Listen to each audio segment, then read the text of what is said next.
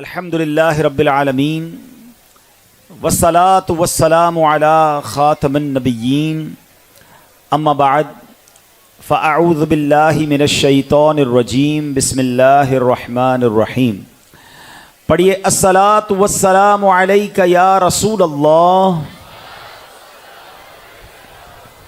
وعلی آلک واصحابک یا حبیب اللہ. الصلاۃ والسلام علیک یا نبی اللہ وعلی آلک واصحابک یا نور اللہ.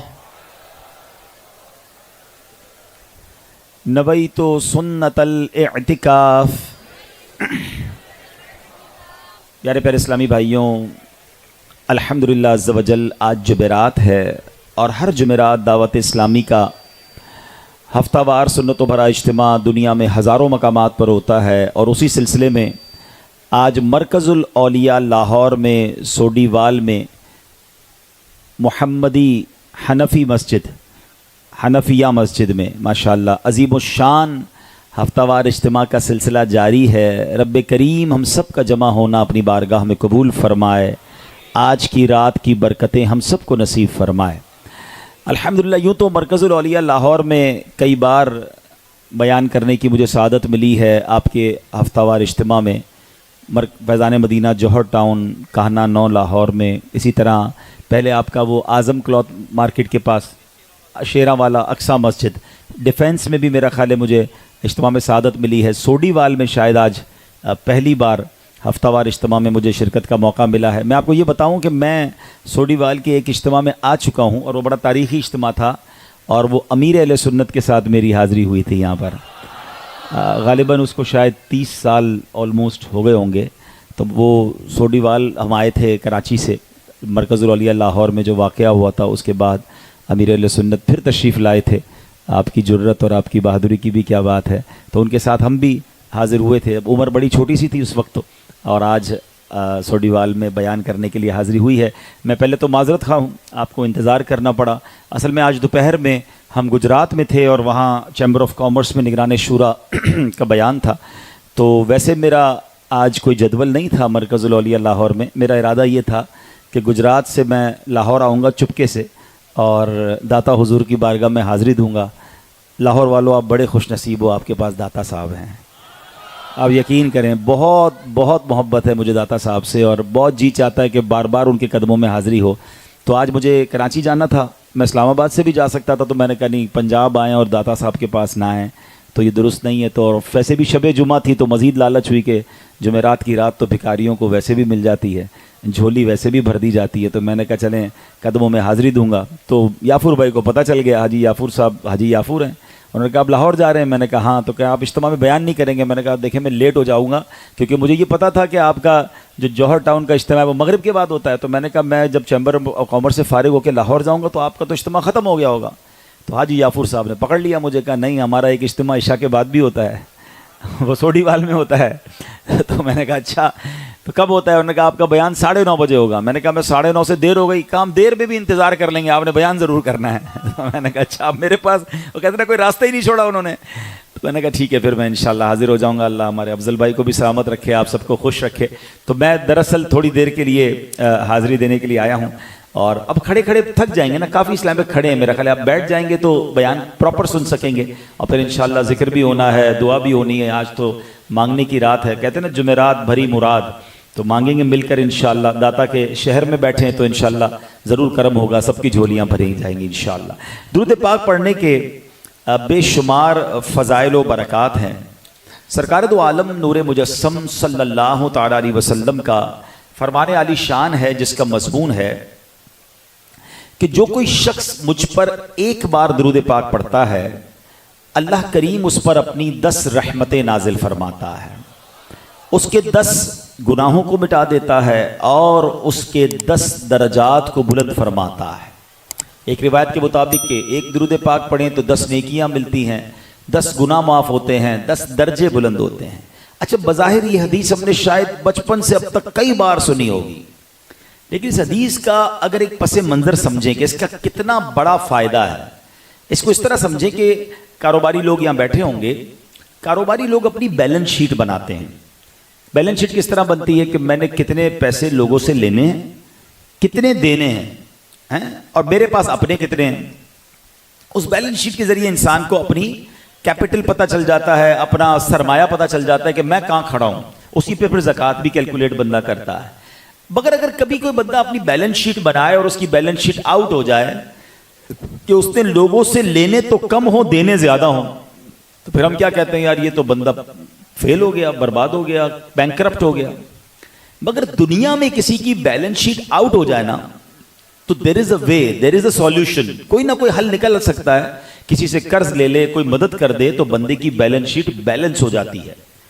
لیکن قیامت کے دن بھی ایک بیلنس شیٹ بنائی جائے گی, اور وہ بیلنس شیٹ قرآن کہتا ہے کیسے بنے گی پتہ ہے, وہاں اعمال تولے جائیں گے, پیسے نہیں تولے جائیں گے. آج میں اور آپ فروٹ لینے جاتے ہیں, سبزی لینے جاتے ہیں, تو سبزی والا کیا کرتا ہے کہ ایک بٹے میں, ایک ترازو کے پلڑے میں وزن رکھتا ہے, دوسرے میں ہمارا سامان رکھتا ہے, اور اس سے وہ تولتا ہے. قیامت کے دن اعمال تولے جائیں گے. اور قرآن کیا کہتا ہے سورہ قاریعہ میں, فَأَمَّا مَنْ ثَقُلَتْ مَوَازِينُهُ فَهُوَ فِي عِيشَةٍ رَاضِيَةٍ, جس کی نیکیوں کا پلڑا بھاری ہو گیا وہ من مانتے چین میں ہوگا, وہ جنت کے باغوں میں ہوگا. وَأَمَّا مَنْ خَفَّتْ مَوَازِينُهُ فَأُمُّهُ هَاوِيَةٌ وَمَا أَدْرَاكَ مَا هِيَ نَارٌ حَامِيَةٌ. قرآن کہتا ہے جس کی نیکیوں کا پلڑا ہلکا ہو گیا نا تو وہ شعلے مارتی ہوئی بھڑکتی آگ میں ہوگا, یعنی جہنم میں ہوگا. اب حدیثوں میں اس کی جو شرح ملتی ہے, اس کی ڈیفینیشن ملتی ہے کہ قیامت کے دن جب اعمال تولے جائیں گے نا تو کچھ لوگ ایسے بھی ہوں گے کہ جن کے نامہ اعمال میں ایک نیکی کم ہوگی بس, یعنی اگر ان کو ایک نیکی مل جائے تو وہ جنت میں چلے جائیں گے, یا ان کا ایک گناہ کم ہو جائے پھر بھی جنت میں چلے جائیں گے, کیونکہ گناہ بھاری ہیں نیکیاں کم ہیں. اب وہ بندہ مارا پھرے گا, وہ دوستوں کے پاس جائے گا, وہ رشتہ داروں کے پاس جائے گا, وہ اپنے ماں باپ کے پاس جائے گا, مگر قیامت کے دن کوئی ایک نیکی بھی نہیں دے گا, کوئی ایک گناہ بھی اس سے نہیں لے گا. بیٹا ماں سے کہے گا ماں ایک گناہ لے لو, ایک نیکی دے دو. وہ ماں جو آج ہماری تکلیف پہ تڑپ جاتی ہے اس دن وہ ماں بھی مدد نہیں کرے گی. اور فرمایا کہ اگر ماں بیٹے سے کہے گی بیٹا میرا ایک گناہ لے لو تو بیٹا بھی ماں کی مدد نہیں کرے گا, نفسا نفسی کا دور ہوگا. اب ذرا غور کیجئے, ایک سوال کرنا چاہتا ہوں. لاہور میں اتنی بڑی تعداد میں عاشقان رسول موجود ہے, جواب سچا دینا اور مجھے مت دینا, اپنے آپ کو دینا. سوال یہ ہے کہ اگر آج میرا انتقال ہو جائے, آپ کا انتقال ہو جائے, ہو تو سکتا ہے نا, ہم میں سے کوئی بھی دنیا سے جا سکتا ہے, ہمارے پاس نیکیاں زیادہ ہیں یا گناہ زیادہ ہیں؟ سچا جواب اپنے دل سے دینا, اپنے آپ کو. اور اگر جواب یہ آ رہا ہے نا کہ ہاں یار سچی بات تو یہ ہے کہ گناہ ہی زیادہ ہے, روز دن گزر رہا ہے, گناہ بڑھتے جا رہے ہیں, تو پھر تو بتاؤ کیا ہوگا قیامت کے دن. قرآن نے تو بتا دیا ہے جس کا پلڑا نیکیوں کا بھاری وہ جنت میں, جس کا گناہوں کا بھاری وہ دوزخ میں. ہمارا پلہ کون سا بھاری ہوگا؟ تو اب دل سے جواب آئے گا کہ نہیں یار گناہ زیادہ ہیں. تو اب کیا ہوگا قیامت کے دن؟ ماں بھی کام نہیں آئے گی, باپ بھی کام نہیں آئے گا, دوست بھی کام نہیں آئیں گے, پیسہ بھی کام نہیں آئے گا. واٹ از دا وے؟ ہم بچیں گے کیسے؟ تو اب اس کے دو طریقے ہیں. ایک طریقہ تو کیا ہے, شاندار طریقہ, وہ یہ ہے کہ بندہ سچے دل سے توبہ کر لے. ہاں حدیث پاک میں آتا ہے التائب من الذنب کمن لا ذنب لہ, گناہوں سے توبہ کرنے والا ایسا ہے جیسا اس نے گناہ کیا ہی نہیں ہے. زیرو, کلیئر ہو جاتے ہیں اس کے گناہ, تو پلڑا ہلکا ہو جائے گا. اللہ سچی توبہ نصیب کر دے. اور سبحان اللہ, ایک وظیفہ درود پاک کیسا ہے, پھر حدیث سنو. ایک درود پڑھتے ہیں تو 10 نیکیاں ملتی ہیں, 10 گناہ معاف ہوتے ہیں. اس کا مطلب اگر میرے گناہوں کا پلڑا بھاری ہے اور مجھے نیکیوں کا پلڑا بھاری کرنا ہے تو پھر اس کا طریقہ کیا ہے کہ جتنے درود پڑھتا جاؤں گا نیکیاں بڑھتی جائیں گی, گناہ ڈیلیٹ ہوتے جائیں گے. جتنے درود پڑھوں گا نیکیاں بڑھ رہی ہیں, گناہ ڈیلیٹ ہو رہے ہیں. اس کا مطلب میری اور آپ کی قیامت کی بیلنس شیٹ کو بیلنس کرنے کا پیارے آقا علیہ الصلوۃ والسلام نے شاندار وظیفہ بتا دیا. اب آپ کی مرضی ہے کتنے درود پاک پڑھنے. عقل مند وہ ہے کہ فضول باتوں سے اپنے آپ کو بچائے اور چلتے پھرتے اٹھتے بیٹھتے درود پاک پڑھتا ہے. انشاءاللہ قیامت کے دن اللہ نے چاہا تو رسوائی سے بچ جائیں گے۔ نیت کریں آج شب جمعہ ہے، کثرت سے درود پاک پڑھیں گے انشاءاللہ۔ اچھا یہ لفظ کثرت بھی کئی بار سنا کہ کثرت سے درود پاک پڑھیں، کیسے پتا چلے کہ میں کثرت سے درود پاک پڑھتا ہوں، کتنی بار پڑھوں؟ تو علماء کہتے ہیں جو کم از کم 313 مرتبہ درود پاک روزانہ پڑھ لیا کرے وہ کثرت سے درود پاک پڑھنے والوں میں شامل ہو جاتا ہے۔ تو نیت کریں انشاءاللہ کم از کم ہمارے دعوت اسلامی کے مدنی ماحول میں، نیک ماحول میں ایک بڑا پیارا بکلیٹ نیک اعمال کا دیا جاتا ہے، اس میں باقاعدہ اس میں سوال بھی ہے کہ کیا آپ نے آج 313 بار درود پاک پڑھ لی ہے؟ اسی لیے ہے کہ چلیں اچھا 313 کا عدد ویسے ہی بڑا پیارا ہے، کس کو پتا ہے کون تھے 313؟ بدر والے تھے، اصحاب بدر تھے۔ آئے ہائے، بدر والوں کی نسبت بھی مل جائے گی۔ تو یہ تو کم از کم ہے نا، زیادہ پڑھیں، 1000 بار پڑھیں، 1200 بار پڑھیں، 2000 بار پڑھیں، جتنا اللہ توفیق دے۔ تو نیت کریں انشاءاللہ روزانہ کثرت کے ساتھ درود پاک پڑھیں گے۔ ایک بار محبت کے ساتھ باآواز بلند درود پاک پڑھ لیں، صلو علی الحبیب صلی اللہ تعالی علی محمد صلی اللہ علیہ وسلم۔ حضرت ابو امامہ باہلی رضی اللہ تعالیٰ عنہ صحابی رسول ہیں، آپ فرماتے ایک مرتبہ پیارے آقا مکی مدنی مصطفیٰ صلی اللہ تعالیٰ علیہ وسلم 2 قبروں کے پاس تشریف لائے اور فرمایا کہ یہاں فلاں فلاں دفن ہیں۔ صحابہ کرام علیہ رضوان نے عرض کیا جی ہاں یا رسول اللہ صلی اللہ تعالیٰ علیہ وسلم۔ فرمایا اب فلاں کو بٹھایا گیا اور اسے مارا جا رہا ہے، اس ذات کی قسم جس کے قبضے میں میری جان ہے، بے شک اسے ایسی ضرب لگائی گئی کہ اس کا ہر جوڑ ٹوٹ گیا ہے، بے شک اس کی قبر آگ سے بھر گئی ہے۔ صحابہ کرام نے عرض کی یا رسول اللہ صلی اللہ تعالیٰ علیہ وسلم ان کا جرم کیا ہے؟ فرمایا ان میں ایک وہ ہے جو پیشاب کے چھینٹوں سے نہیں بچتا تھا، اور دوسرا وہ ہے جو لوگوں کا گوشت کھاتا تھا یعنی غیبت کرتا تھا۔ اے میرے پیارے اسلامی بھائیوں ذرا غور کیجئے، اس ایک حدیث میں ہمارے لیے کتنا سبق ہے۔ سبق کی طرف بھی آتے ہیں۔ پہلے نبی پاک کی مبارک نظر کا کمال دیکھیے۔ قبر کا جو عذاب ہے نا یہ اس دنیا میں نہیں ہوتا، یہ ایک اور دنیا ہے، عالم برزخ ہے۔ آپ نے کبھی دیکھا ہوگا کہ کبھی کبھی جو ہے وہ قبریں کھل جاتی ہیں، بارش ہوتی ہے، قبر ڈھہ جاتی ہے تو آپ کی نظر بھی پڑ جاتی ہے قبر کے اندر، کچھ نظر نہیں آتا ہے۔ تو اس کا کیا مطلب ہے؟ حالانکہ حدیث پاک ہے قبر 2 طرح کی ہوتی ہے، یا تو جنت کا باغ ہوتی ہے یا دوزخ کا گھڑا۔ تو یا تو کسی کی قبر جنت کا باغ ہوگی یا دوزخ کا گھڑا، ہمیں نظر کیوں نہیں آتا؟ تو ایکچولی یہ دنیا کے اندر نہیں ہو رہا ہوتا معاملہ، یہ عالم برزخ ہے، اور عالم برزخ کے واقعات ہر آنکھ نہیں دیکھ سکتی، مگر نگاہ مصطفیٰ کا عالم دیکھیں کہ نبی پاک منو مٹی تلے قبر میں کیا ہو رہا ہے، کون دفن ہے، اور عالم برزخ میں ان کے اوپر کون سا عذاب ہو رہا ہے، میرے آقا وہ بھی ملاحظہ فرما رہے ہیں۔ نگاہ مصطفیٰ کی رینج کیا ہے، کہاں کہاں تک پہنچتی ہے۔ بریلی کے تاجدار کہتے ہیں نا سر عرش پر ہے تیری گزر، دل فرش پر ہے تیری نظر۔ آقا آپ کی گزر کہاں ہے؟ آپ عرش تک تشریف لے جاتے ہیں، اس سے بھی آگے، اور جب نظر فرماتے ہیں تو دل کے خیالات بھی آپ جان لیتے ہیں۔ سر عرش پر ہے تیری گزر، دل فرش پر ہے تیری نظر، ملکوت و ملک میں کوئی شے نہیں وہ جو تجھ پہ آیا نہیں۔ سبحان اللہ۔ تو نبی پاک کی نگاہ کا کمال۔ اچھا اب آتے ہیں یہ 2 گناہ کیسے ہیں۔ پہلے سے ایک اور بات بھی سیکھنے کو ملی کہ قبر کا جو عذاب ہے یہ حق ہے۔ قبر میں کچھ لوگوں کو عذاب ہوگا، یہ حق ہے، کیونکہ قرآن کریم فرقان حمید میں ارشاد ہوتا ہے مما خطیئاتہم اغرقوا فادخلوا نارا۔ آسان ترجمہ قرآن کنز العرفان، وہ اپنی خطاؤں کی وجہ سے ڈبو دیے گئے پھر آگ میں داخل کیے گئے۔ اس آیت کی تفسیر میں علماء نے لکھا کہ اس آگ سے مراد برزخ کی آگ یعنی قبر کا عذاب ہے، یعنی ان کو گناہوں اور نافرمانیوں کے سبب قبر کے اندر آگ میں جھونکا گیا۔ اب برزخ کیا ہے؟ مفتی احمد یار خان نعیمی رحمۃ اللہ تعالی لکھتے ہیں قبر سے مراد عالم میں برزخ ہے جس کی ابتدا ہر شخص کی موت سے ہے اور انتہا قیامت پر۔ لہذا جو مردہ دفن نہ ہوا بلکہ جلا دیا گیا، ڈبو دیا گیا یا اسے شیر کھا گیا، اسے بھی قبر کا حساب و عذاب ہے. یعنی ایسا نہیں کسی کو قبر ملی ہی نہیں ہے, کوئی پانی کے اندر ڈوب کر مر گیا, اس کی لاش ہی نہیں ملی, کسی کو درندے نے کھا لیا, کسی کے اللہ نہ کرے آگ میں جل کر وہ راکھ ہو گیا, تو ایسا نہیں کہ عذاب و جزا والا معاملہ نہیں ہوگا. وہی جگہ اس کے لیے سمجھ لے قبر ہے, وہی فضائیں یا وہ جگہ اس کے لیے قبر ہے. جناب اگر اللہ نہ کرے رب ناراض ہوا تو وہاں اسے عذاب دیا جائے گا, اور اگر اللہ راضی ہے تو وہ اس کے لیے جنت کا باغ بھی بنے گی. حضرت زید بن ثابت رضی اللہ تعالیٰ بیان کرتے ہیں, پیارے آقا میٹھے میٹھے مصطفیٰ صلی اللہ تعالیٰ علیہ وسلم ایک مرتبہ خچر پر سوار ہو کر ایک باغ میں تشریف لے گئے. اچانک خچر گھبرایا اور اس اچھل کود کرنے لگا, تو دیکھا گیا تو وہاں 4-5 قبریں تھیں. پیارے آقا علیہ السلام نے پوچھا قبر والوں کو کوئی پہچانتا ہے یہ کن کی قبریں؟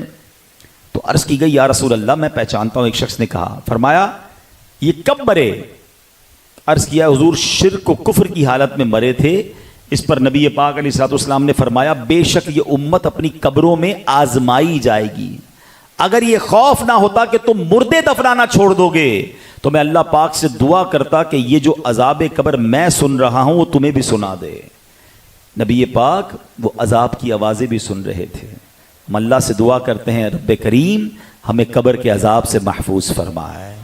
قبر میں گر نہ محمد کے نظارے ہوں گے, قبر میں گر نہ محمد کے نظارے ہوں گے, حشر تک کیسے میں پھر تنہا رہوں گا یا رب, ڈنک مچھر کا بھی مجھ سے تو سہا جاتا نہیں, قبر میں بچھو کے ڈنک آہ کیسے سہوں گا یا رب, گر کفن پھاڑ کے سانپوں نے جمایا قبضہ, ہائے بربادی کہاں جا کے چھپوں گا یا رب. قبر حقیقت ہے, عذاب قبر بھی حقیقت ہے, اس سے بچ کوئی نہیں سکتا. اگر اللہ ناراض ہوا تو بندہ کہے اب مجھے بتائیں نا, ہم 60-70 سال اس دنیا میں رہتے ہیں, کتنا خیال ہے کہ گھر اچھا ہو, چھوٹا گھر ہے تو بڑا ہو جائے, ایسٹ اوپن ہے تو ویسٹ اوپن ہو جائے, گھر ہوادار ہو, بستر نرم ہو. اچھا جناب گرمیوں کے دن آ گئے تو لائٹ جاتی ہے تو یو پی ایس لگاتے ہیں, یو پی ایس نہیں تو جنریٹر لگاتے ہیں, کچھ نہ کچھ ایسا انتظام لوگ کرتے ہیں, پنکھوں سے نہیں جی بھرتا اے سی لگاتے ہیں. اس دنیا کی قبر, اس دنیا کا گھر ہوادار اور آرام دہ ہو اس کی تو فکر ہے, جہاں 60-70 سال بھی مشکل سے رہنا ہے. جس قبر میں قیامت تک رہنا ہے, کبھی سوچا وہ ہوادار ہوگی کہ نہیں ہیں, وہاں مجھے سکون ملے گا کہ نہیں, وہاں گرمی تو نہیں لگے گی. کبھی سوچیں کہ میں اور آپ اگر یہاں اجتماع میں کوئی سانپ آ جائے, اللہ نہ کرے کوئی بچھو آ جائے, کوئی چوہا ہی آ جائے, لوگ اٹھ کے بھاگنا شروع کر دیتے ہیں. ہم بھاگ تو سکتے ہیں نا, اوپر کوئی کیڑا گر جائے تو ہٹا سکتے ہیں. مردے کے جسم پر جب سانپ اور بچھو آئیں گے تو وہ ہٹا بھی نہیں سکے گا. کبھی سوچا کہ اگر قبر کے اندر سانپ اور بچھو آ گئے تو میرا کیا بنے گا؟ دنیا کے گھر کی فکر کرنے والوں قبر کی فکر کب کرو گے, وہاں کی تیاری کب کریں گے؟ بلکہ میں تو کہا کرتا ہوں جب میں مالدار لوگوں میں بیانات کا موقع ملتا تو میں انہیں سمجھاتا ہوں, خود بھی اللہ کرے سمجھ جاؤں, کہ جس کو نرم بستر کے بغیر نیند نہیں آتی, ایئر کنڈیشن کے بغیر مزہ نہیں آتا ہیں, اگر اس کی قبر میں سانپ اور بچھو آ گئے تو وہ کہاں جائے گا؟ کبھی سوچیں. ارے تف ہے ایسے اچھے گھر پر کہ دنیا میں تو بہت اچھا گھر ہے, مگر جس قبر میں جانا ہے وہ سانپ بچھو انتظار کر رہے ہیں. مزہ تو یہ ہے کہ دنیا میں اگر اللہ نے بڑا آرام دیا ہے نا تو آخرت کے آرام کی بھی تیاری کر لوں. قبر بھی نرم ہو, قبر کا بستر بھی اچھا ہو. ہاں روایتوں میں مضمون ملتا ہے جس سے اللہ راضی ہوگا نا اسے جنتی بچھونا عطا کر دیا جائے گا. آپ کہتے ہیں نا اچھا گھر ہو ذرا ہوا آنی چاہیے, کھڑکی کھولوں تو ہوا ہے. آپ کو پتا ہے جو اللہ جن سے راضی ہوگا ان کی قبر میں جنت کی کھڑکی کھول دی جائے گی. بندہ کہتا ہے ذرا گھر بڑا ہونا چاہیے یار, 2-4 کنال 10 کنال پہ گھر ہونا چاہیے. آپ کو پتا ہے جس سے رب راضی ہوگا اس کی قبر کتنی بڑی ہوگی, کتنا بڑا پلاٹ ملے گا اسے. فرمایا تا حد نگاہ. تا حد نگاہ سمجھتے ہیں؟ کبھی کھلے میدان میں کھڑے ہو جائیں تو نگاہ کہاں تک پہنچ جاتی ہے بندے کی, پتہ نہیں کتنے کلومیٹر, 20-25-50 کلومیٹر تک بعض اوقات تو نگاہیں دیکھ رہی ہوتی ہیں. فرمایا جدھر تک تمہاری نگاہ جائے گی قبر اتنی بڑی کر دی جائے گی. جنت کی خوشبوئیں ہوں گی, جنت کی نعمتیں ہوں گی, مگر کس کے لیے؟ جس سے رب راضی ہوا. اور جس نے اللہ کو ناراض کیا اس کی قبر کیسی ہوگی؟ اس کی قبر میں جہنم کی کھڑکی کھل جائے گی. کفن جو ہے وہ جہنمی کفن بنا دیا جائے گا. قبر بڑی نہیں ہوگی بلکہ اتنی تنگ ہو جائے گی کہ نبی پاک علیہ الصلوۃ والسلام نے ایک بار صحابہ کرام کے سامنے اپنی انگلیاں ملا کر فرمایا کہ بے نمازی رب ناراض ہوا نا تو بے نمازی کو قبر ایسے دبائے گی. پیارے آقا نے یوں ہاتھ کر کے سمجھایا کہ اس کی پسلیاں جو ہیں وہ ایک دوسرے میں پیوست ہو جائیں گی, یعنی قبر اس کا چورا کر کے رکھ دے گی, اس میں آگ بھڑکا دی جائے گی, اس میں سانپ اور بچھو آ جائیں گے. ذرا سوچے تو صحیح, کیسے برداشت کر سکیں گے؟ ادھر 50-60 سال رہنا ہے, دن رات ٹینشن ہے اس گھر کی, اس دنیا کی.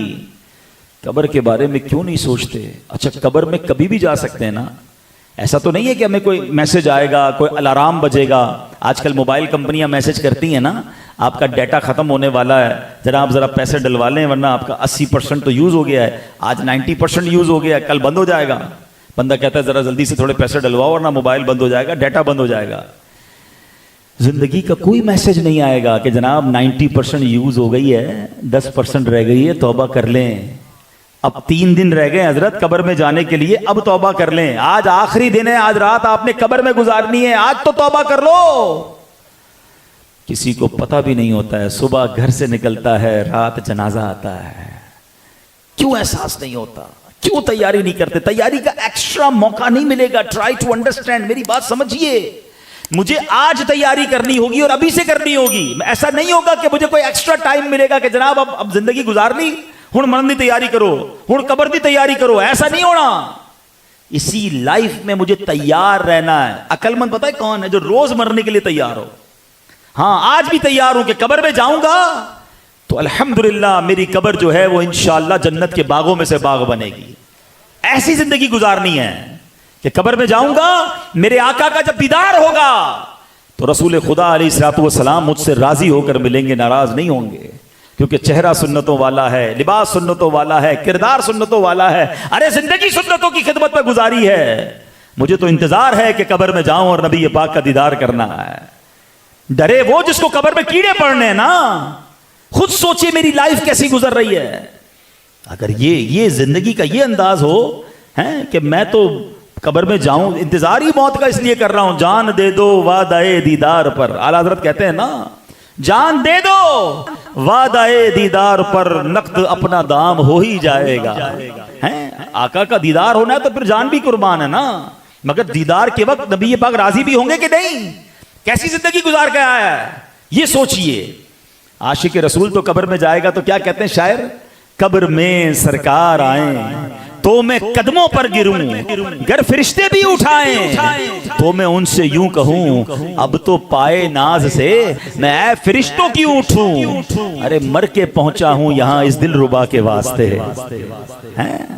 قبر میں تشریف لائیں گے مصطفیٰ, عادت بنا رہا ہوں درود و سلام کی. عاشق رسول تو اس طرح لائف گزارتا ہے, مگر صرف نعروں سے نہیں. یہ نعرے بڑے اچھے لگ رہے ہیں, اشعار بھی بڑے اچھے لگ رہے ہیں, مگر یہی عاشق رسول جب اس کے سامنے حرام پیسہ آتا ہے تو پھر اسے کہاں عشق رسول یاد رہتا ہے؟ ارے یار کر لو, ساری مارکیٹ تو کر رہی ہے, سبھی تو جھوٹ بول رہے ہیں, میں بھی جھوٹ بول لوں گا تو کیا ہو جائے گا؟ پیسہ بڑا آ رہا ہے جناب, سود کا ہے لیکن ہے بڑی اماؤنٹ. تو پھر کیسے نبی پاک کو منہ دکھاؤ گے؟ دھوکہ دے کر جو کاروبار کرتے ہیں, آقا علیہ الصلوۃ والسلام فرماتے ہیں من غش فلیس منا, جو دھوکہ دے وہ ہم میں سے نہیں. ایک بار نبی پاک علیہ الصلوۃ والسلام ایک غلے والے کے پاس سے گزرے, سبزی والا یا غلہ جو بیچتے نا, تو نبی پاک علیہ الصلوۃ والسلام نے اس کے غلے میں ہاتھ ڈالا, غلے کے ڈھیر میں اپنا ہاتھ مبارک ڈالا. وہ اندر سے گیلا تھا. نبی پاک نے فرمایا گیلا کیوں ہے؟ کہا حضور بارش ہوئی تھی. فرمایا بارش ہوئی تھی تو یہ گیلے والے کو اوپر کیوں نہیں رکھا؟ چھپا کے گیلے والا نیچے, سوکھے والا اوپر, تاکہ لینے والے کو پتہ نہ چلے کہ یہ وزن بڑھا دیا پانی ڈال کے. اور پھر نبی پاک نے یہ الفاظ ارشاد فرمائے من غش فلیس منا, جو دھوکہ دے وہ ہم میں سے نہیں. ادھر تو طرح طرح کی جھوٹی اسکیمیں لگا کر, لوگوں کو دھوکے دے کر, قسمیں کھا کر, حضرت 100% پکا, خدا کی قسم میری خرید اتنے کی ہے, یہ میڈ ان فلاں ہے, یہ میڈ ان فلاں ہے, آپ فکر ہی نہ کریں. دھوکے دے دے کر کاروبار کر رہے ہیں, دھوکے دے دے کر لوگوں کی زمینیں قبضے کر رہے ہیں, اپنا پلاٹ بیچنے کے لیے, اپنا مال بیچنے کے لیے. اتنی چرب زبانی, اتنے وعدے, اور بندہ بعد میں سر پکڑ کر بیٹھا رہے کہ مجھے تو کیا کہا تھا اور بعد میں نکلا کیا. ارے تھوڑے پیسے کما لو گے یار, اس کے بعد نبی پاک کو منہ کیا دکھاؤ گے؟ آقا نے تو فرمایا وہ بندہ ہی ہمارے اندر نہیں ہے, من غش فلیس منا, ہمارا تعلق ہی کوئی نہیں ہے. اگر قبر میں نبی پاک آئے اور چہرہ ہی مبارک موڑ لیا تو میں جاؤں گا کدھر؟ کبھی سوچا؟ خدارا زندگی ایسے گزارو کہ میں قبر میں جاؤں, اور آج بھی جا سکتا ہوں, ٹائم نہیں ملے گا. آگاہ اپنی موت سے کوئی بشر نہیں، آگاہ اپنی موت سے کوئی بشر نہیں، سامان 100 برس کا ہے، پل کی خبر نہیں، کل کی نہیں پل کی بھی خبر نہیں ہے۔ ہاں کوئی ہے یہاں پر سونیوال میں بیٹھا ہوا جو مجھے گارنٹی دے کہ میں صبح تک زندہ رہوں گا؟ Is there anybody here to have guarantee؟ صبح تک کی بھی گارنٹی ہمارے پاس نہیں ہے، اور پلاننگ 10 سال کی کر کے بیٹھے ہیں کہ ابھی 5 سال بعد یہ کرنا ہے، پھر یہ کرنے کے بعد یہ کرنا ہے، ابھی تو 1 دکان، پھر 2 دکان، پھر 1 گھر تو 2 گھر، پھر فیکٹری۔ یہ ساری پلاننگ ہے۔ مرنے کی پلاننگ ہے، قبر کی پلاننگ ہے، کوئی صدقہ جاریہ والا کام کیا؟ آج جاتے ہیں نا قبرستان میں، کتنی قبریں ٹوٹ گئی ہیں مخدوش، کیوں؟ کوئی پوچھنے ہی نہیں آتا، کوئی فاتحہ پڑھنے نہیں آتا، اور پھر گورکن بھی انتظار میں رہتے ہیں، 2-4 سال بعد پتہ چل جاتا ہے کوئی بھی نہیں آ رہا، قبر خالی کرو، دوسرا مردہ دفناؤ۔ یہ ہے دنیا، ہمیں بھول جائے گی دنیا۔ یہ جو لوگ کہتے ہیں نا یار میں بڑا اہم ہوں، ایک قبر پر ایک تختی لگی ہوئی تھی، میں بڑا اہم تھا، یہی میرا وہم تھا۔ دنیا رکتی نہیں ہے، میں نہیں تھا جب بھی دنیا چل رہی تھی، میں ہوں جب بھی دنیا چل رہی ہے، میں نہیں ہوں گا جب بھی دنیا چل رہی ہوگی۔ میرے آپ کے جانے اور آنے سے فرق نہیں پڑنا کسی کو۔ ہاں کچھ دنوں تک گھر والے یاد کر لیں گے، کچھ دوست احباب یاد کر لیں گے، پھر میں ہوں گا اور میری قبر ہوگی، میرے اعمال ہوں گے۔ کاش سمجھ آ جائے کہ قبر میں کام کیا آنا ہے۔ آپ کو پتہ ہے مرنے کے بعد لوگ کیا کہتے ہیں؟ میت نے پیچھے کیا چھوڑا ہے، یہ کہتے ہیں نا، میت نے پیچھے کیا چھوڑا ہے۔ فرشتے پتہ کیا کہتے ہیں؟ میت نے آگے کیا بھیجا ہے۔ کاش یہ بات سمجھ آ جائے۔ ہماری عجب دوڑ ہے پیارے اسلامی بھائیوں، ہماری دوڑ کیا ہے؟ میرا نام ہو جائے، میرا برانڈ ہو جائے، لوگ مجھے پہچانے، میں مشہور ہو جاؤں، کسی کہیں کا چیئرمین ہی بن جاؤں، کسی علاقے کا ہی کوئی صدر بن جاؤں، کوئی قومی اسمبلی، کوئی صوبائی اسمبلی، کوئی جناب سرکاری عہدہ، جناب کوئی کچھ لوگ تو کچھ افسران ریٹائر ہو جاتے تو ریٹائر کے ساتھ بھی اپنا عہدہ ضرور لکھتے ہیں کہ پتہ چلے میرے نام کے ساتھ کوئی میری تختی لگ جائے، نام بن جائے، کارڈ چھپوائیں گے، کارڈ میں بھی القابات لگائیں گے۔ جس نام کے پیچھے ساری زندگی بھاگے نا، ہائے ہائے، ادھر آنکھیں بند ہوں گی نا، سانس بند آنکھیں بند، پتہ ہے میرا نام کیا ہو جائے گا؟ چلے میں آپ کو نہیں کہتا، شاید آپ میں سے کسی کو برا لگ جائے گا، میں اپنی مثال دے دیتا ہوں۔ میرا نام کیا ہے؟ عبدالحبیب اتاری۔ میرے نام کے آگے پیچھے بھی کچھ لوگ نام کے آگے کوئی نہ کوئی عہدہ لگا دیتے ہیں، کوئی شعبہ لگا دیتے ہیں، کوئی نہ کچھ نام لگا دیتے ہیں نا، تھوڑے بہت لوگ مجھے پہچانتے بھی ہیں، ٹھیک ہے۔ لیکن جس دن میں مروں گا نا، میری آنکھیں بند ہوں گی، لوگ پتہ ہے کیا کہیں گے؟ میت کہاں ہے؟ میت کو غسل کب دیا جائے گا؟ جنازہ کتنے بجے آئے گا؟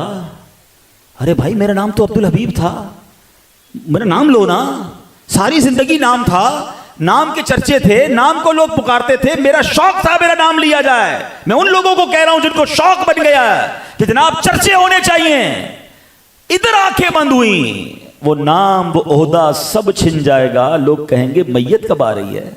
ذرا میت کو اٹھائیں جناب پلیز، یہاں رکھیں، جنازہ ادھر کریں۔ ارے جنازہ کیوں کہہ رہے ہو؟ میرا نام ہے، نام لو نا، میرا عہدہ بتاؤ۔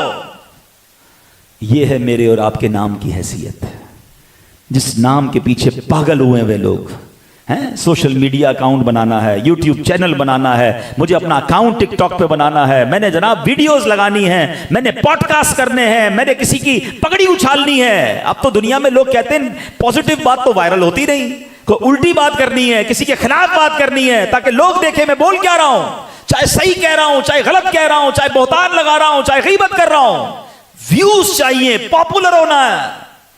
ارے ادھر تم مرو گے نہیں، ادھر تمہارا نام ہی ختم ہو جائے گا۔ مگر قبر میں جا کر سنی نا حدیث ہیں کہ لوگوں کا گوشت کھانے والے، غیبت کرنے والے کو نبی پاک فرما رہے عذاب ہو رہا ہے، آقا دیکھ رہے ہیں، پیشاب کے چھینٹوں سے نہ بچنے والے پر عذاب ہو رہا ہے۔ یہ وہ گناہ ہیں اور ایسے کئی گناہ ہیں جو عذاب قبر کا باعث ہیں، اس کی فکر نہیں، بس نام کی فکر ہے۔ ایک اور بڑی فکر ہوتی ہے ہم میں سے بہت سارے لوگوں کو، اکثر لوگوں کو، پیسے جمع ہو جائیں ہیں۔ اچھا گنتے بھی رہتے ہیں نا، آج کتنے ہو گئے، بینک میں کتنے ہیں، کیش کتنا ہے جیب میں، کبڈ میں کتنے رکھ کے آیا ہوں، لینے کتنے ہیں، سونا کتنا ہے، حساب بناتے رہیں گے۔ 1 سال میں اتنے ہو گئے، 2 سال میں اتنے ہو گئے، اچھا میرے اور بڑھ گئے، خوش بھی ہوتے رہیں گے۔ یہ اتنا بے وفا ہے پیسہ، جس دن میں مروں گا نا، آپ میں سے کسی کا انتقال ہوگا، بینک والا پیسہ تو چھوڑ دیں نا، گھر پہ رکھا ہے وہ بھی چھوڑ دیں، جو میرے جیب میں ہوں گے نا، ہیں میرے انتقال کے بعد وہ بھی نکال لیے جائیں گے, وہ بھی میرے پاس نہیں رہنے دیے جائیں گے. ہے کوئی کسی نے دیکھا ہے کہ کفن میں جیب ہو؟ ہیں قبر میں کوئی تجوری دیکھی آپ میں سے کسی نے کہ یار یہ تجوری بناؤ, بڑا مالدار آدمی ہے, 2-4 کروڑ روپے ساتھ بھیجیں اس کے؟ 1 روپیہ ساتھ نہیں جائے گا. جس مال کے لیے ساری زندگی گزاری ایسے چلا گیا ہاتھ سے. کس کا ہو گیا؟ ورثاء کا. اچھا وارثوں کا ہو گیا, ٹھیک ہے جناب.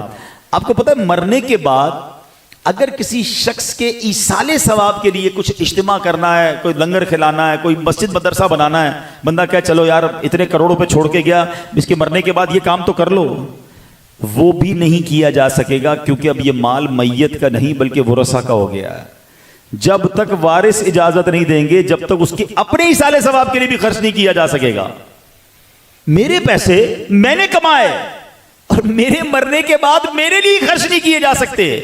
ہاں اس کی شرن صورتیں ہیں کہ بندہ وصیت کر کے جائے, وصیت کر کے نہیں گیا, سارا پیسہ وارثوں کا ہو گیا.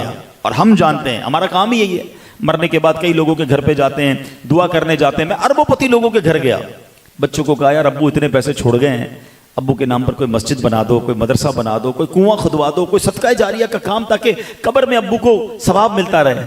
کہتے ہیں بس حاجی صاحب آپ دعا کریں, انشاءاللہ مشورہ کرتے ہیں, ہم بتاتے ہیں کاروبار کے مسائل ہیں. آپ یقین کریں وہ اربوں روپے چھوڑ کے جاتے ہیں, بچے 1 روپیہ خرچ نہیں کرتے ماں باپ پر. جو نیک بچے ان کی بات الگ ہے, کاش وہ بندہ مرنے سے پہلے خود خرچ کر جاتا.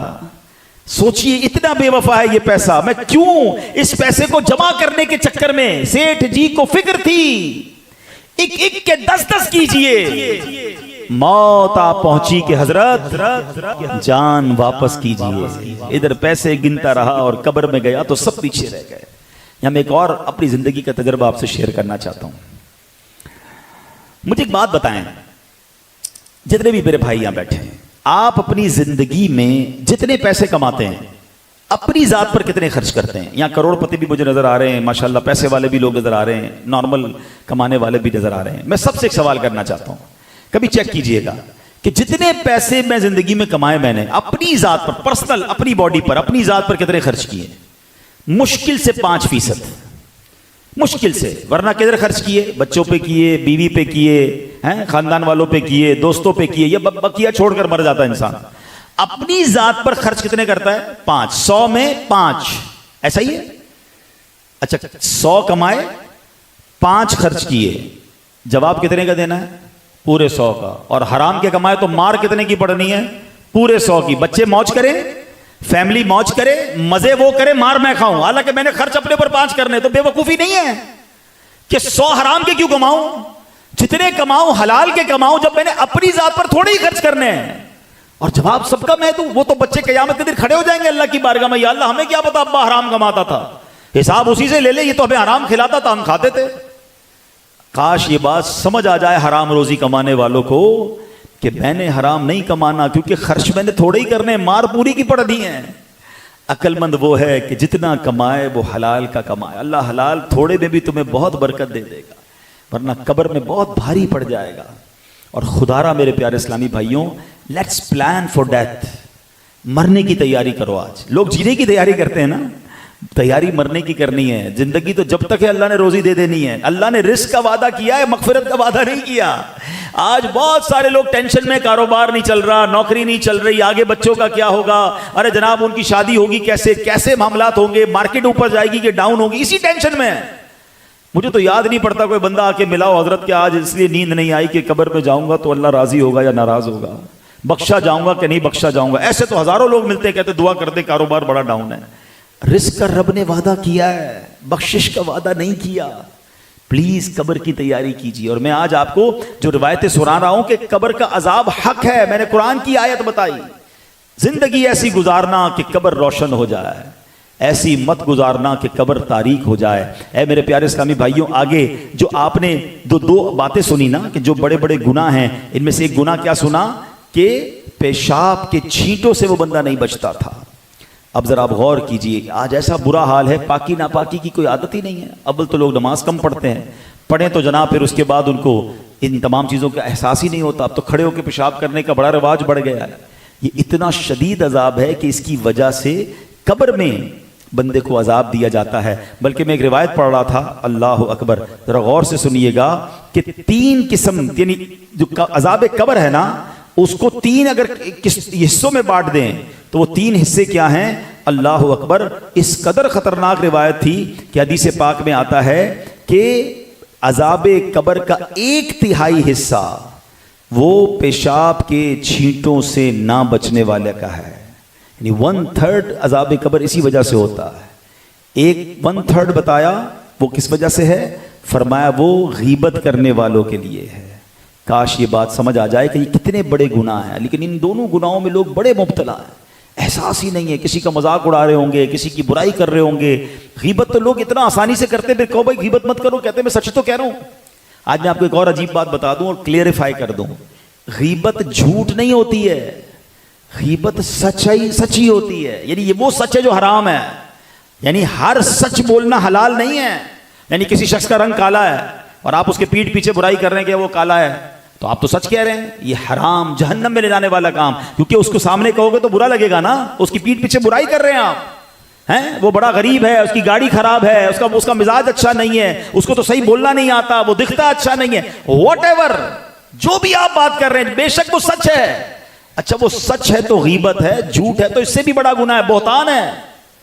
مگر نہ غیبت سے بچنے کا کسی کو خیال ہے, نہ جناب پاکی ناپاکی کا خیال ہے. حالانکہ ہمارا مذہب, ہمارا دین کس قدر میرے پیارے اسلامی بھائیوں ہمیں صفائی ستھرائی اور نظافت کا درس دیتا ہے. کاش یہ بات سمجھ آ جائے کہ ہم پاکیزگی کی طرف آئیں. یاد رکھیے اللہ پاک ہے, پاکی پسند فرماتا ہے, ستھرا ہے, ستھرا پن پسند کرتا ہے. ایک حدیث شریف میں ارشاد ہوا الطہور شطر الایمان, یعنی پاکیزگی آدھا ایمان ہے. ایک حدیث پاک میں ہے النظافۃ تدعو الی الایمان, پاکیزگی ایمان کی طرف بلاتی ہے. نور کے پیکر تمام نبیوں کے سرور صلی اللہ تعالی علیہ وسلم کا فرمان نظافت نشان ہے.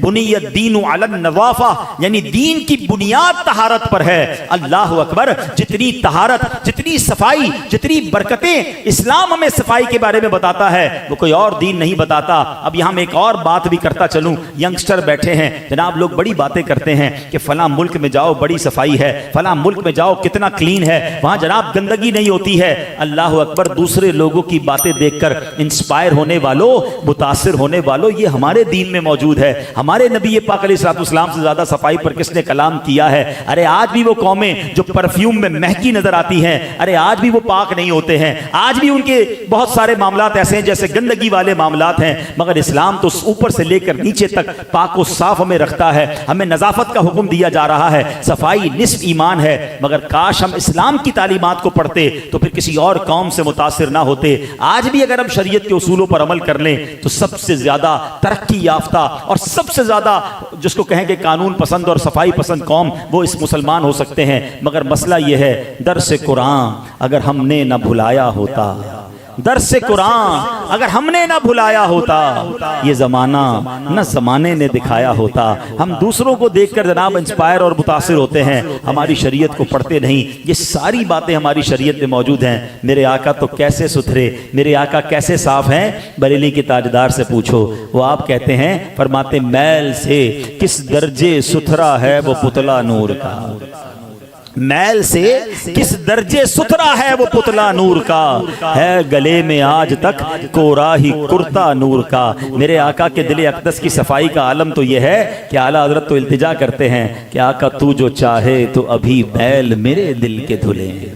یا رسول اللہ آپ کی نگاہ پڑ جائے گی نا تو میرے دل کے میل بھی دھل جائیں گے. تو جو چاہے تو ابھی میل میرے دل کے دھلیں, کہ خدا دل نہیں کرتا کبھی میلا تیرا. تو اے میرے پیارے اسلامی بھائیوں, ہمیں نظافت کا انتظام کرنا ہے, پاکیزگی کا انتظام کرنا ہے. قبر ہماری جگمگا اٹھے ایسے کام کرنے ہیں اور حرام کاموں سے بچنا ہے. ایک اور بڑی غلطی جو ہمارے درمیان آج ہو رہی ہے, اس واقعے سے سیکھ لیجئے, پھر بیان کو اختتام کی طرف لیے چلتے ہیں. حضرت عمر بن شرحبیل رحمۃ اللہ تعالی علیہ فرماتے ہیں, ایک شخص کا انتقال ہوا. انتقال کے بعد لوگ اسے پرہیزگار سمجھتے تھے, مگر جب وہ قبر میں گیا تو فرشتوں نے اس سے کہا کہ ہم تجھے عذاب کے 100 کوڑے ماریں گے. وہ کہنے لگا مجھے کیوں مارو گے, میں تو پرہیزگار نہیں تھا. کہ چلو پھر 50 کوڑے ماریں گے. اس نے پھر ریکویسٹ کی, میری اتنی نیکیاں اتنے اعمال کرتے کرتے وہ 1 کوڑے پر بات آ گئی. اور جب ایک کوڑا مارا نا وہ اتنا خطرناک تھا، پوری قبر میں آگ بھڑک اٹھی، مردہ جل کر راکھ ہو گیا۔ پھر دوبارہ اصلی حالت میں آیا تو اس نے پوچھا کہ مجھے ایک کوڑا بھی کیوں مارا گیا؟ فرمایا ایک دن تو نے بغیر وضو کیے نماز پڑھی تھی، اور ایک دن ایک مظلوم نے تجھ سے مدد مانگی تھی، مگر طاقت کے باوجود تو نے اس کی مدد نہیں کی تھی۔ اب یہ بھی معاملہ ہے، اول تو لوگ نماز نہیں پڑھتے، ان کا عذاب کیا ہوگا؟ یہ تو بغیر وضو نماز پڑھنے پر ہی عذاب ہے۔ اچھا بغیر وضو کچھ لوگ کہیں گے ہم تو وضو کرتے ہیں، مگر کیا وضو کرنا صحیح آتا ہے؟ وضو کے فرائض کتنے، وضو کے واجبات کتنے ہیں؟ کسی کی کونیاں سوکھی رہ جاتی ہیں، کسی کے چہرے کو بھی بس وہ پانی کے چھینٹے مار کے منہ دھو لیتے ہیں۔ عجیب عجیب انداز ہیں وضو کے، حالانکہ وضو میں 4 فرائض ہیں، اگر ایک فرض بھی پورا نہ کیا تو وضو ہی نہیں ہوگا، وضو نہ ہوا تو نماز ہی نہیں ہوگی۔ تو بے وضو نماز پڑھنے والے کا یہ عذاب ہے۔ تو خدا را میرے پیارے اسلامی بھائیوں، نماز تو پڑھنی ہے مگر صحیح طریقے سے پڑھنی ہے۔ ہمارے نگران شورا بڑی پیاری بات فرماتے ہیں، فرماتے بندے کے اندر 100 خامیاں ہیں، 100 کیسے درست کرو گے؟ ایسا کرو بندے کی نماز درست کر دو، نماز بندے کو درست کر دے گی۔ قرآن نے کہا نا ان الصلاۃ تنہا عن الفحشاء والمنکر، بے شک نماز بے حیائی اور بری باتوں سے روکتی ہے۔ آپ اپنی نماز ٹھیک کر لیں، نماز بندے کو ٹھیک کر دے گی۔ لیکن اب نماز ٹھیک کیسے ہو؟ اللہ سلامت رکھے دعوت اسلامی والوں کو، یہ پکڑ پکڑ کر کہتے ہیں بھائی ہمارے ساتھ مدنی قافلوں میں چلیں، بہت ساری باتیں سیکھیں گے، نماز بھی سیکھ لیں گے۔ نماز کورس، فیضان نماز کورس دعوت اسلامی والے کراتے ہیں، پہلے کبھی نہیں سنا تھا۔ یہ 7 دن کا فیضان نماز کورس کر لیں، یقین کریں لگ پتا جائے گا کہ 20-30 سال سے نماز پڑھ رہے ہیں مگر کتنی غلطیاں ہیں، طہارت کے مسائل، وضو کے مسائل، تلاوت کے مسائل۔ تو اے میرے پیارے اسلامی بھائیوں، خدا را اگر قبر روشن کرنی ہے نا تو نماز کو تھامنا ہے، اور نماز پراپر پڑھنی ہے، صحیح وضو کے ساتھ پڑھنی ہے۔ تو آئیے یہ بھی نیت کریں کہ انشاءاللہ دعوت اسلامی کے مدنی قافلوں میں سفر کر کے، فیضان نماز کورس میں شرکت کر کے انشاءاللہ اپنی نماز کو سیکھیں گے انشاءاللہ۔ اس پہ نہ شرمائیں۔ کئی لوگ آئے 40 سال سے نماز پڑھتے تھے، کہتے تھے ہمیں پتہ ہی نہیں تھا کہ نماز میں یہ بھی کرنا ہوتا ہے اور یہ نہیں کرنا ہوتا ہے۔ ایک سوال کروں، بتائیے نماز آپ نے کہاں سیکھی ہے؟ دنیا کے بہت سارے کام آپ نے سیکھے ہیں، نماز نہیں سیکھی ہے۔ نماز ہم نے دیکھ کر پڑھنا شروع کر دی، امی کو دیکھا، ابو کو دیکھا، جیسے وہ پڑھتے تھے ویسے پڑھی، مسجد میں آئے جیسے لوگ وضو کرتے تھے ویسے وضو کرنا شروع کر دیا۔ پراپر کہاں سیکھی ہے؟ تو آئیے سیکھ لیجئے، اس پہ شرمائے نہ، ایسا نہ ہو قبر میں جا کر پچھتانا پڑے، اس سے بہتر ہے ابھی سیکھ لیں۔ تو الحمدللہ دعوت اسلامی کے پیارے ماحول میں ہمیں نمازیں سکھائی جاتی ہیں، ہمیں درود پاک پڑھائے جاتے ہیں، ہماری تلاوت درست ہوتی ہے، اجتماعات میں آئیں، مدنی قافلوں میں سفر کریں، اور ایسے اعمال کروائے جاتے ہیں کہ جس میں ہمارے قبر روشن ہو جائے۔ ان اعمال سے بچانے کی کوشش کی جاتی ہے جو قبر میں آگ بھڑکانے کے معاملات بنے۔ تو اے میرے پیارے اسلامی بھائیوں، نیت کریں انشاءاللہ حرام روزی کے قریب بھی نہیں جائیں گے، انشاءاللہ حلال روزی کمائیں۔ اللہ پاک آپ سب کے رزق حلال میں برکتیں اور وسعتیں عطا فرمائے۔ اللہ پاک ہم سب کو عمل کرنے کی توفیق عطا فرمائے۔ صلو علی الحبیب صلی اللہ تعالی علی محمد۔